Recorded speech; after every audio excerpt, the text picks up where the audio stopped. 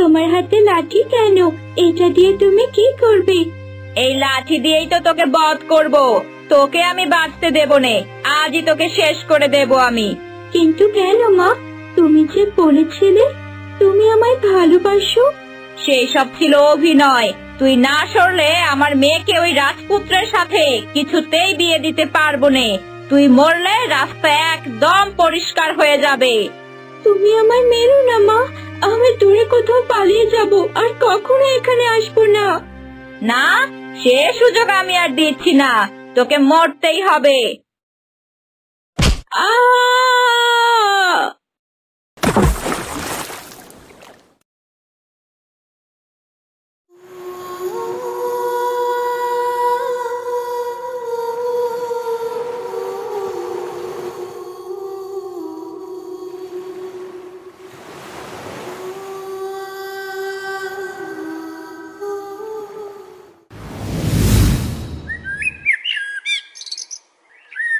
তরুলতা, এই তরুলতা, নবাবজাদি সাত সকালবেলা গেছে পাড়া বেড়াতে। এদিকে ঘরের এতগুলা কাজ কে করবে? তোর মরা মা। জন্মের পরপরই তো মাটাকে খাইছিস, এখন আমার কান্দে এসে চড়ছস আমার। তরুলতা, এই তরুলতা।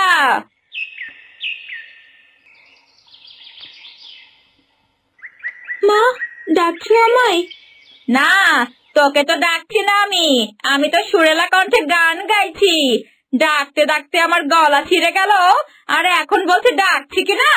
সাত সকালবেলা পাড়া বেড়াতে গেছিলি, এই ঘরের কামগুলো কে করবে শুনি? আমি তো জঙ্গলে গিয়েছিলাম পাতা কুড়িয়ে আনতে, রান্না করার জন্য মা। হয়েছে হয়েছে, আমাকে আর কাজ দেখাতে হবে না। যা, তাড়াতাড়ি উঠানটা ঝাড়ু দিয়ে রান্না বান্না সেরে ফেল, তারপর কাপড়গুলা কেচে ফেলিস।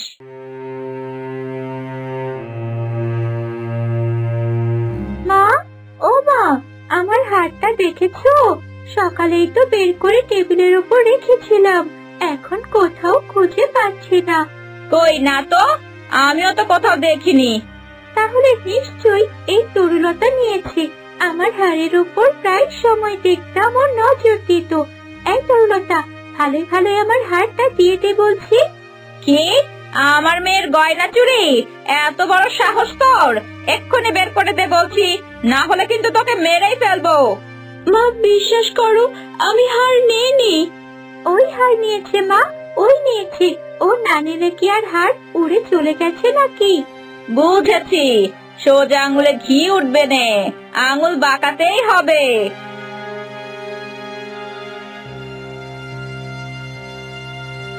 বল বল, আমার মেয়ের হাড় কোথায় চুরি করে লুকিয়ে রেখেছিস? বল, না বললে আজ তোকে মেরেই ফেলবো।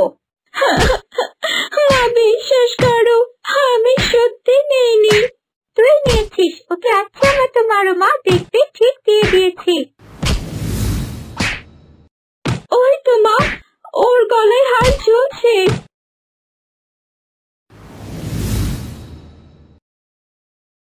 হ্যাঁ মা, এই তো আমার হাড়।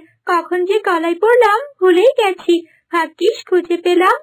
দেখেছো মা, আমি বলেছিলাম আমি নেইনি। তুমি আর বোন কিছুতেই বিশ্বাস করলে না, অযথাই আমাকে এভাবে মারলে। হয়েছে হয়েছে, গায়ে একটু হাত পড়েছে কিনা একেবারে ফোঁস করে উঠছিস। যা, গিয়ে আগে পানি নিয়ে আয়, ঘরে যে এতটুকু পানি নেই সে হুঁশ আছে তোর?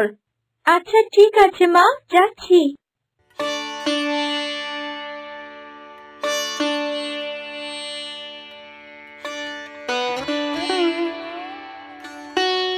মা, তুমি এই সৎ মায়ের কাছে আমায় কেন রেখে গেলে মা? আমাকেও তোমার সাথে নিয়ে যেতে। এই সৎ মায়ের অত্যাচার আমি আর সহ্য করতে পারছি না মা। পান থেকে চুন খসলে আমাকে এভাবে বেধড়ক ভাবে মারে, আমি আর সহ্য করতে পারছি না মা, খুব কষ্ট হয় আমার। পানি, পানি, বাঁচাও! কে আছো, বাঁচাও আমাকে, আমি মরে গেলাম। পানি, বাঁচাও! কি ব্যাপার, এভাবে কাতরাচ্ছে কি? মনে হচ্ছে কেউ বিপদে পড়েছে। দেখি তো একটু সামনে কি।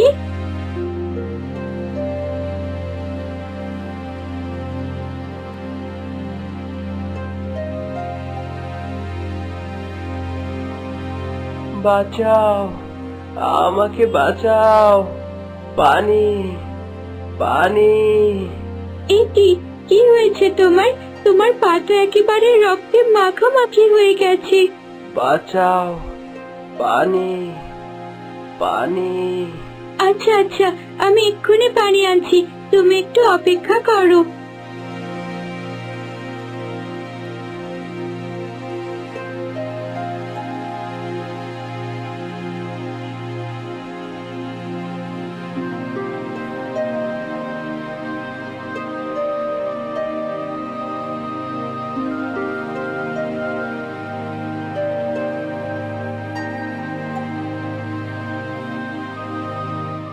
আমার পা থেকে তীরটা বের করে দাও তাড়াতাড়ি, না হলে আমি মারা যাব। কি অবাক করা ব্যাপার, তুমি এরকম রাজকুমার হয়ে গেলে কি করে? আমার নাম মিহির, আমি ঈশাননগর রাজ্যের রাজপুত্র।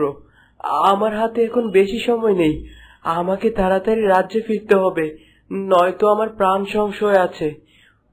পঙ্খিরাজ, ও পঙ্খিরাজ, তাড়াতাড়ি এসো।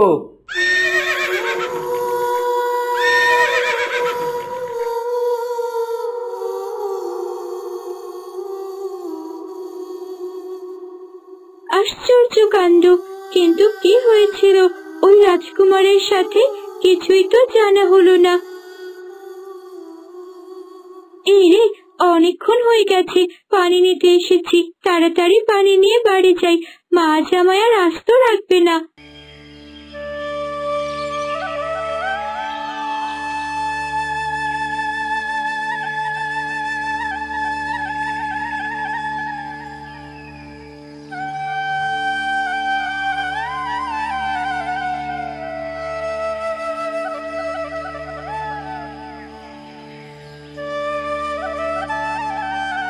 নবাবের বেটি, এতক্ষণের সময় হলো তোর আসার? সেই সকালে গেলি, এখন দুপুর গড়িয়ে গেল। বলি, রান্নাটা কে করবে শুনি? আমি তো এই কিছুক্ষণ আগে গেলাম মা, আর দুপুর তো এখনো